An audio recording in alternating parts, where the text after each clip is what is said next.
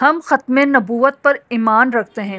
اسلام کا بنیادی کلمہ لا الہ الا اللہ محمد رسول اللہ کے 2 حرفی عہد پر رکھی گئی ہے، جس پر ہم مسلمان آج تک اور تا قیامت قائم رہیں گے انشاءاللہ۔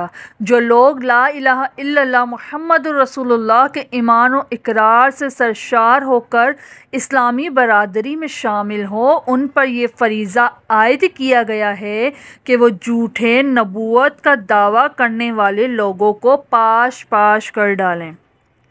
اس فریضے کا نام تحفظ ختم نبوت ہے، اور تاریخ شہادت دے گی کہ امت مسلمہ نے کسی دور میں بھی اس فریضے سے منہ نہیں موڑا۔ السلام علیکم ورحمۃ اللہ وبرکاتہ۔ امید کرتی ہوں آپ سب ایمان اور سلامتی کی بہترین حالتوں میں ہوں گے۔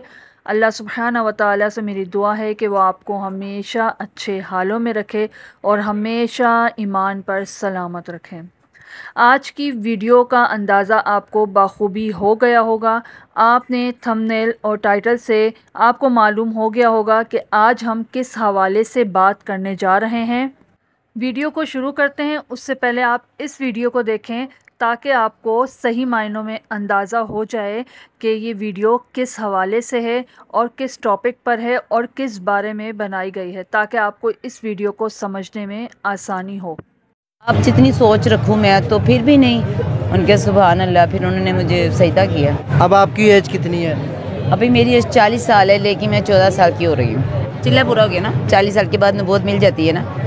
اب تک ایسے بہت سے لوگ گزر چکے ہیں۔ ہر تھوڑے ٹائم بعد ہمیں کوئی نہ کوئی ایسا چہرہ سوشل میڈیا پہ نظر آتا ہے جو نبوت کے ملنے کا دعویٰ کرتا ہے، یا جو ولی ہونے کا دعویٰ کرتا ہے، یا جو رسول ہونے کا دعویٰ کرتا ہے، جبکہ ہمارا ایمان ہے کہ نبوت کا سلسلہ ختم ہو چکا ہے، رک چکا ہے ہمارے پیارے نبی حضرت محمد صلی اللہ علیہ وسلم پر آ کر۔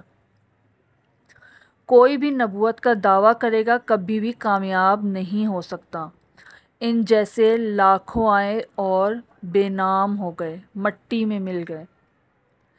ایسے لوگوں کو مشہور کرنے میں ہمارا ہاتھ ہوتا ہے۔ ہم ایسے لوگوں کی باتیں سنتے ہیں، اسے سوشل میڈیا پر لاتے ہیں۔ بات اتنی سی ہے کہ ہم ایسے لوگوں کو دیکھتے ہی کیوں ہیں؟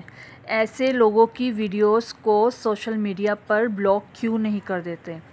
ہم جانے انجانے میں ایسے لوگوں کو خود مشہور کر رہے ہیں، فائدہ دے رہے ہیں، اور ان کی آواز، ان کی بیہودہ سوچ کو آگے پہنچا رہے ہیں۔ اکثر ایسا ہوتا ہے کہ ہم کوئی ویڈیو دیکھتے ہیں یا ہمارے پاس کوئی لنک شیئر ہوتا ہے، ہم دیکھتے ہیں بھئی 5 لاکھ 10 لاکھ لوگوں نے اسے دیکھا ہوا ہے۔ اگر یہ 10 لاکھ لوگوں نے دیکھا ہے، وہ 10 لاکھ لوگ پاگل نہیں ہیں۔ یقیناً اس ویڈیو میں کچھ ایسا ضرور ہوگا جو حقیقت پہ مبنی ہوگا، کیونکہ ہم دیکھتے ہیں ویوز اتنے ہیں، لائک اتنے ہیں، اتنے لوگ دیکھ رہے ہیں، اتنے لوگوں نے کمنٹ کیا ہے، تو یقیناً اس ویڈیو میں کچھ نہ کچھ تو حقیقت ہوگی۔ بس یہی سوچ کر ہم بھی اس ویڈیو کو واچ کرتے ہیں، پھر اس کے بعد اس میں کمنٹ بھی کرتے ہیں، چاہے وہ کمنٹ اس کے خلاف ہی کو کیوں نہ ہو، اس میں اس کی برائی ہی کیوں نہ ہو۔ پھر ہم اسے شیئر بھی کرتے ہیں تاکہ لوگ بھی دیکھیں، لوگ بھی اس کی برائی کو جانیں۔ لیکن یہ ہم اپنے ہی ہاتھوں یہ پیغام، یہ ان کی بیہودہ بکواس، ان کے بیہودہ پیغام ہم لوگوں تک عام کر رہے ہیں۔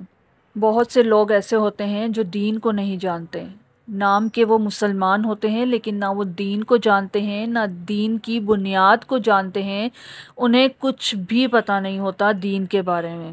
وہ لوگ بہت آسانی سے ایسے لوگوں کے ذریعے بہک جاتے ہیں، ایسے لوگوں پر اپنا ایمان پختہ کر لیتے ہیں۔ ہم لوگوں نے عقیدہ کبھی کسی عالم سے نہیں سیکھا۔ ہمیں یہ نہیں پتہ کہ کیا کیا عقیدے سیکھنے ہوتے ہیں۔ ہمارے ذہن خالی ہوتے ہیں۔ اب کوئی بات کر دے تو ہم سمجھتے ہیں کہ سامنے والا ٹھیک کہہ رہا ہے، کیونکہ ہمیں تو اسلام کے بارے میں کچھ معلوم ہی نہیں، ہمیں تو پتہ ہی نہیں کہ عقیدے کیا ہوتے ہیں۔ اسی سے وسوسے پیدا ہوتے ہیں۔ اگر سوشل میڈیا پر کوئی بات قابل اعتراض بات نظر اس کو نہ دیکھیں، اگر وہ آپ دیکھ لیں تو اسے شیئر نہ کریں۔ بہت سے لوگ ایسے ہوتے ہیں جن کے عقیدے بہت کمزور ہوتے ہیں، انہیں کسی مضبوط سہارے کی ضرورت ہوتی ہے، نہ کہ یہ ایسے جھوٹے دعوے کرنے والوں کی۔ اب کسی کی بھی نظر سے ویڈیو گزرے گی، اس میں دلچسپی لینا وہ شروع کر دے گا۔ اب وہ ایسا کیوں کرتے ہیں؟ کیونکہ ان کے پاس دلائل موجود نہیں ہوتے جو آپ کے صحیح عقیدے کو ظاہر کر رہے ہوتے ہیں۔ جنہوں نے عقیدوں کی باقاعدہ کتاب پڑھی ہو، کتابوں سے سیکھا ہو، کسی عالم دین سے باقاعدہ سمجھا ہو، یعنی اللہ تعالیٰ کی ذات ہے، صفات ہیں، نبوت ہے، رسالت ہے، نبی ہے، رسول ہیں، آسمانی کتابیں ہیں، جنت دوزخ ہے، جن اور فرشتے ہیں، تقدیر اور آخرت ہے۔ یہ 13 ٹاپک ہمیں باقاعدہ دلائل کے ساتھ اور کسی اچھے سلجھے ہوئے عالم سے سیکھنے چاہیے۔ جب دلائل سے ہم سیکھ لیں گے، قرآن و حدیث کی دلیلیں ہوں گی، وسوسے آ ہی نہیں سکتے۔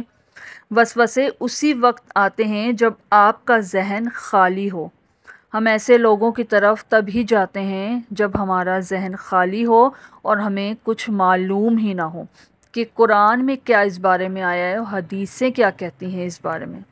جب بھی کوئی ایسی بات ہو جو جمہوریت یعنی میجورٹی کے خلاف ہو، وہ غلط ہی ہوتی ہے۔ حضور اکرم صلی اللہ علیہ وسلم نے واضح طور پر فرمایا، میری امت کبھی گمراہی پر مشتمل نہیں ہوگی۔ ایک اور روایت میں فرمایا، ہمیشہ بڑی جماعت کی پیروی کرو، جو علیحدہ ہوا اسے آگ میں علیحدہ کیا جائے گا۔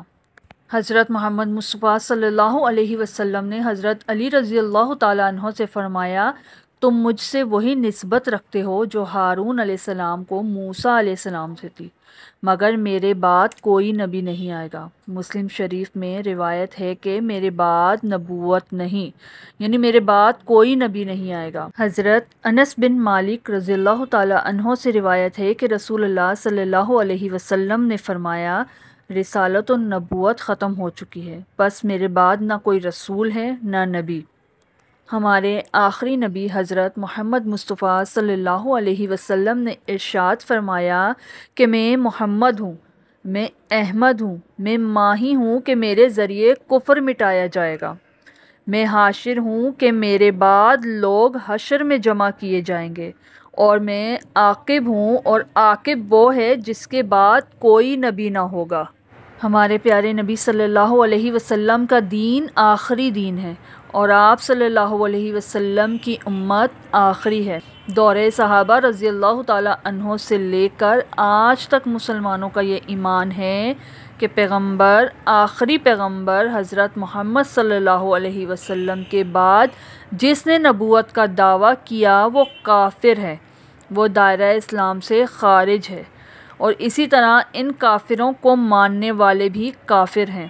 ختم نبوت کا تاج آپ صلی اللہ علیہ وسلم کے سر پر سجایا گیا ہے۔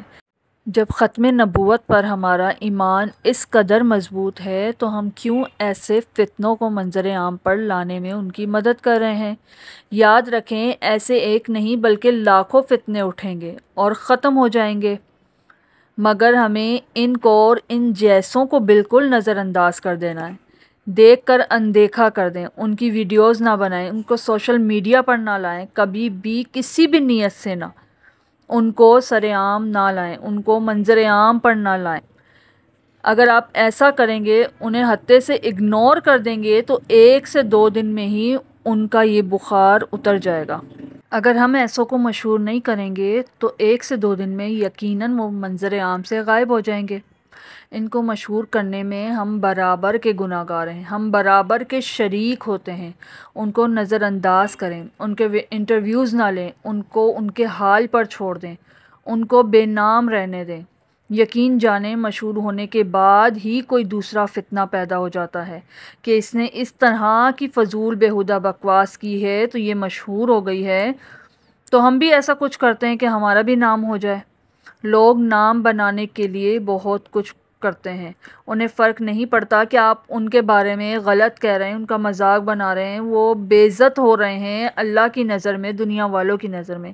انہیں فرق صرف اس چیز سے پڑتا ہے کہ وہ مشہور ہو رہے ہیں، انہیں فرق صرف اس چیز سے پڑتا ہے کہ ہم لوگ ان میں دلچسپی لے رہے ہیں، ہم لوگ انہیں مشہور کر رہے ہیں۔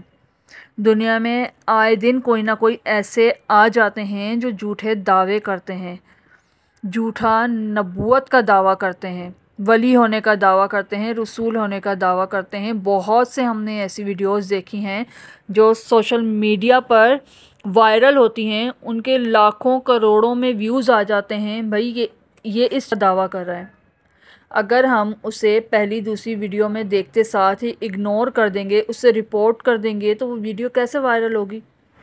اسلامی ملک ہے تو اس میں کوئی نہ کوئی اقدام ایسے ہونے چاہیے جس سے یہ سلسلہ رک جائے۔ انہیں ایسی سزا ملنی چاہیے تاکہ دوبارہ جو ایسی گستاخی کرنے کا سوچے بھی تو وہ اس سزا کو یاد رکھے۔ اور ہمیں اپنے طور پہ بھرپور کوشش کرنی ہے کہ اگر کوئی ایسی ویڈیو ہماری نظر سے گزر جائے یا کوئی ایسا انسان جو ہماری نظر سے گزر جائے جو اس بات کا دعویٰ کرتا ہے کہ وہ نبی ہے، رسول ہے، اللہ کا پیغام ہے، یا حضور پاک صلی اللہ علیہ وسلم نے اسے یہ کہا لوگوں کو کہنے کے لیے یا لوگوں کو پیغام دینے کے لیے کہا، یہ سب جو جھوٹے دعوے کرتے ہیں صرف اور صرف فتنہ پھیلانے کے لیے، مشہور ہونے کے لیے، ہم انہیں وائرل نہ کریں، ہم ان کی ویڈیوز ہی نہ بنائیں۔ بے شک ایسے لوگ ذلیل و خوار ہوتے ہیں دنیا میں بھی اور آخرت میں بھی۔